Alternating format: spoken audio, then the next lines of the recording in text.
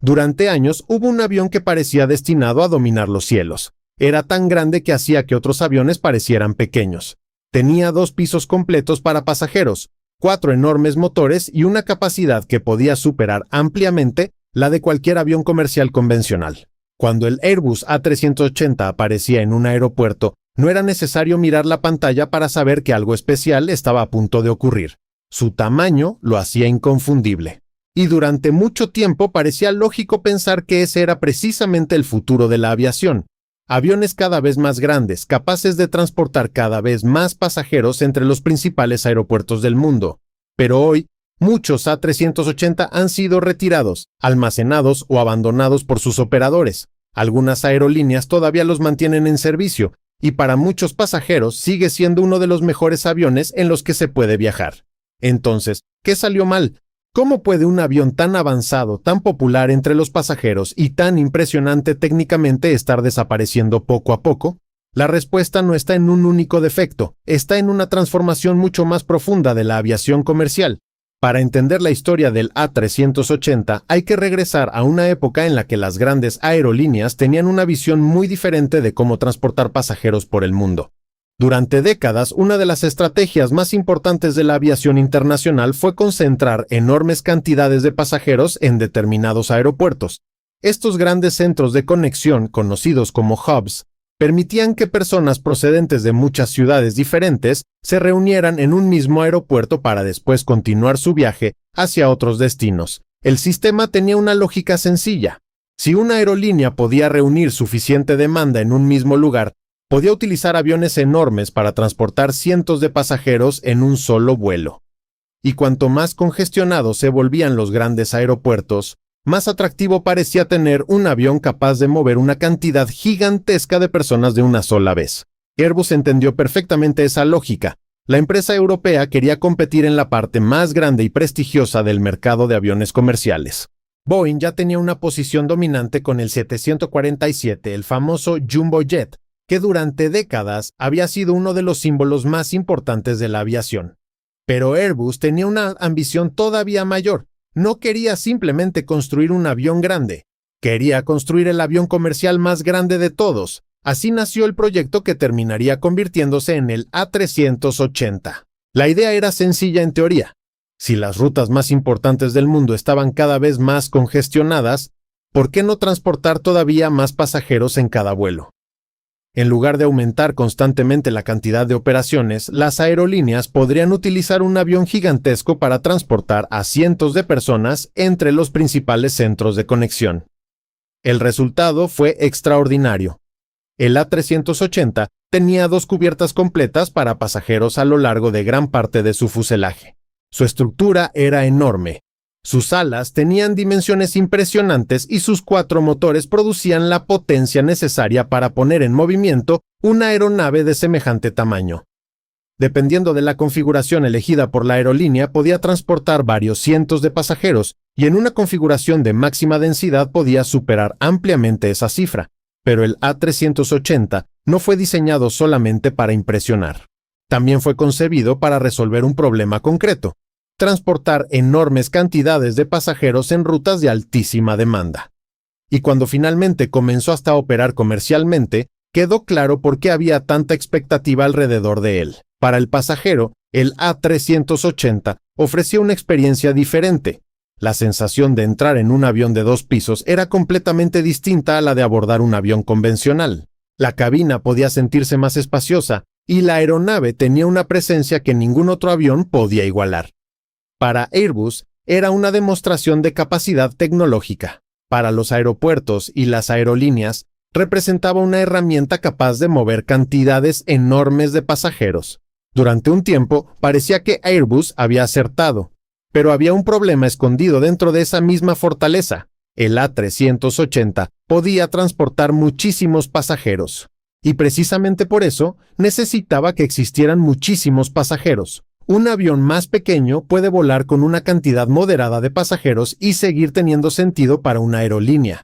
Pero cuando una compañía utiliza un avión gigantesco, tiene que encontrar suficientes personas dispuestas a viajar en esa ruta con una frecuencia suficiente. Si la demanda es enorme, el A380 puede ser una solución fantástica. Si la demanda cae, su enorme capacidad empieza a convertirse en una carga. Y esta diferencia es fundamental para entender lo que ocurrió después, porque mientras Airbus apostaba por aviones gigantes, la tecnología de los aviones más pequeños estaba avanzando a una velocidad impresionante.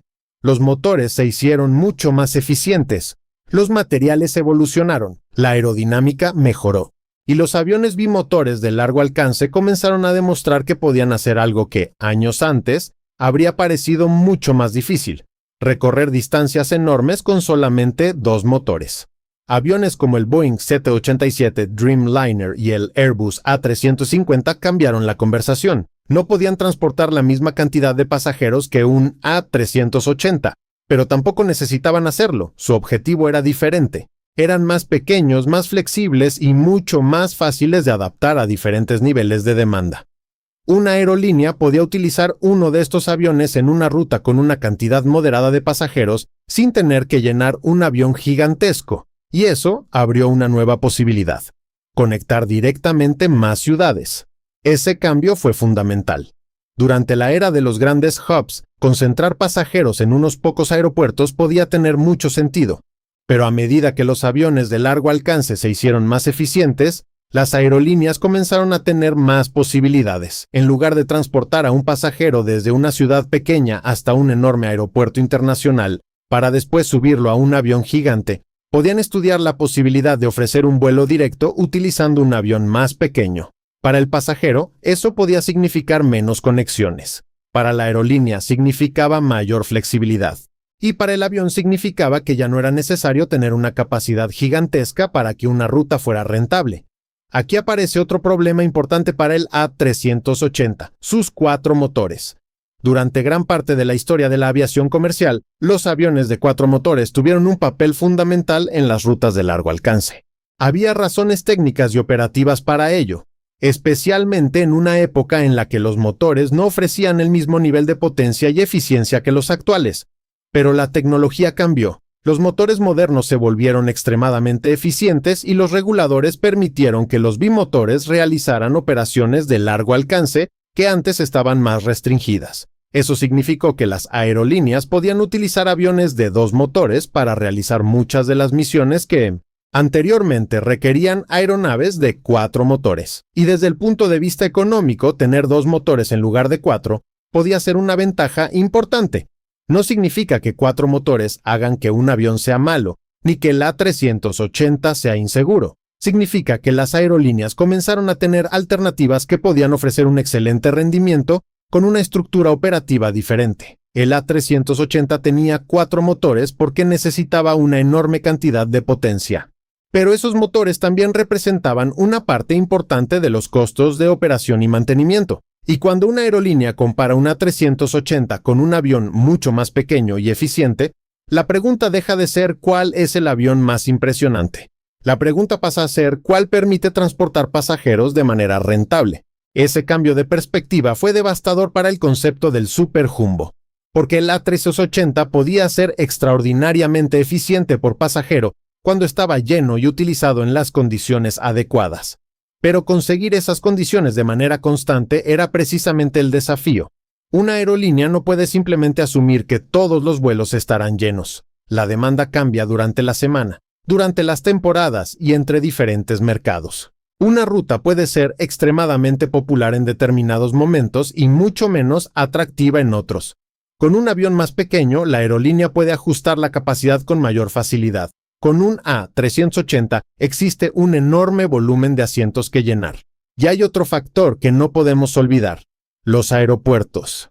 El A380 fue diseñado para operar en grandes aeropuertos internacionales, pero su tamaño también podía exigir una infraestructura adecuada. Puertas de embarque compatibles, espacio suficiente para las operaciones y procedimientos capaces de manejar una enorme cantidad de pasajeros. Todo eso es perfectamente posible en grandes aeropuertos, pero aumenta la complejidad de utilizar el avión. Por eso, el A380 nunca fue realmente un avión para cualquier ruta. Era una herramienta especializada. Cuando una ruta tenía una demanda enorme y estable, podía hacer exactamente lo que una aerolínea necesitaba. Pero cuando la demanda era insuficiente, un avión más pequeño ofrecía una solución mucho más flexible. Y poco a poco, la cantidad de rutas que necesitaban realmente un A380 comenzó a ser más limitada de lo que Airbus había imaginado. Esto ayuda a explicar por qué el avión no desapareció inmediatamente. Algunas aerolíneas encontraron exactamente el tipo de mercado para el que había sido diseñado. En rutas extremadamente congestionadas y con una demanda elevada, el A380 todavía podía tener mucho sentido. También había un elemento que las hojas de cálculo no podían medir fácilmente. Los pasajeros adoraban el avión. El A380 se convirtió en una especie de celebridad de la aviación. Para muchos viajeros, volar en él era parte de la experiencia. Su tamaño, sus 2 pisos y la sensación de estar dentro de una aeronave tan extraordinaria crearon una conexión emocional que pocos aviones comerciales consiguieron generar. Pero una aerolínea no puede mantener una aeronave únicamente porque los pasajeros la consideren especial. Tiene que ser económicamente viable. Y entonces llegó el golpe que aceleró todo. En 2020, la pandemia de COVID-19 provocó una crisis sin precedentes en la aviación comercial. Las fronteras se cerraron, los vuelos fueron cancelados y la demanda internacional cayó de manera dramática. Las aerolíneas tuvieron que reducir sus flotas y conservar solamente los aviones que consideraban más adecuados para un mercado completamente diferente. En ese momento, los aviones gigantes se enfrentaron a una situación particularmente difícil. ¿Qué sentido tenía utilizar una aeronave capaz de transportar cientos de pasajeros cuando simplemente no había suficientes pasajeros? Muchas compañías almacenaron sus A380. Algunas comenzaron a retirarlos, otras nunca volvieron a ponerlos en servicio, pero sería incorrecto decir que la pandemia fue la causa de la muerte del A380. La pandemia fue más bien un acelerador. Las dificultades del modelo ya existían. Los aviones bimotores de nueva generación ya estaban ganando terreno, las aerolíneas ya estaban buscando eficiencia, las rutas directas ya estaban cambiando la estructura de la red mundial. Y el A380 ya enfrentaba un mercado mucho más pequeño del que había imaginado Airbus. La pandemia simplemente obligó a las compañías a tomar decisiones rápidamente. Y cuando el tráfico aéreo comenzó a recuperarse, muchas aerolíneas descubrieron que podían funcionar perfectamente bien sin algunos de sus gigantes. Sin embargo, aquí aparece una de las mayores ironías de toda esta historia. El A380 no está completamente muerto. Todavía existen aerolíneas que lo consideran útil. Todavía existen rutas en las que su enorme capacidad puede ser aprovechada. Y todavía hay aeropuertos donde verlo aterrizar es un espectáculo. Esto demuestra algo importante. El A380 no era un avión inútil, era un avión extremadamente especializado. Cuando se utiliza en el lugar adecuado, con una demanda adecuada y una operación adecuada, puede ser extraordinariamente eficaz. El problema es que el mundo de la aviación empezó a necesitar menos de esas situaciones. Y ahí está la verdadera razón por la que el A380 está muriendo lentamente. No porque sea demasiado grande para volar, no porque haya sido técnicamente un fracaso, no porque los pasajeros lo odien. De hecho, ocurre casi lo contrario. El A380 fue una maravilla de la ingeniería. Es uno de los aviones comerciales más impresionantes jamás construidos y uno de los pocos que realmente cambió la forma en que los pasajeros imaginaban un avión de pasajeros. Pero la aviación comercial no recompensa necesariamente al avión más impresionante. Recompensa al avión que permite transportar pasajeros de la manera más eficiente posible. Y el mundo cambió. Airbus imaginó un futuro dominado por grandes hubs, enormes cantidades de pasajeros y gigantescos aviones capaces de absorber esa demanda. Pero el mercado evolucionó hacia una combinación diferente.